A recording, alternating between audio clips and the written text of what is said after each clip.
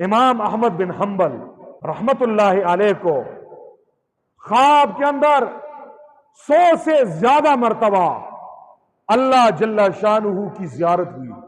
امام احمد بن حنبل نے اللہ تبارک و تعالی سے خواب میں پوچھا، اللہ آپ کی محبت کو حاصل کرنے کا مؤثر ترین ذریعہ کیا ہے؟ آپ تک پہنچنے کا شارٹ کٹ راستہ کیا ہے؟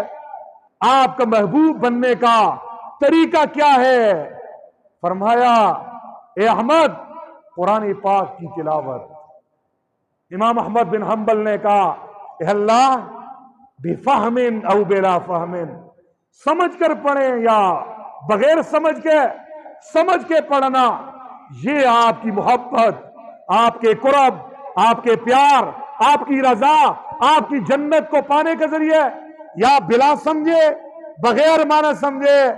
اللہ جل شانہ نے احمد بن حنبل سے کہا، اے احمد، بفہم او بلا فہم، سمجھ کے پڑھو، تب بھی میری رضا ملے گی، تب بھی میرا پیار ملے گا، تب بھی میرا قرب ملے گا، تب بھی میری ولایت ملے گی، تب بھی پیار ملے گا۔ اور بغیر سمجھے پڑھو، تفسیر نہیں آتی پھر پڑھو، تب بھی مجھ تک پہنچ جاؤ گے، جنت پا جاؤ گے۔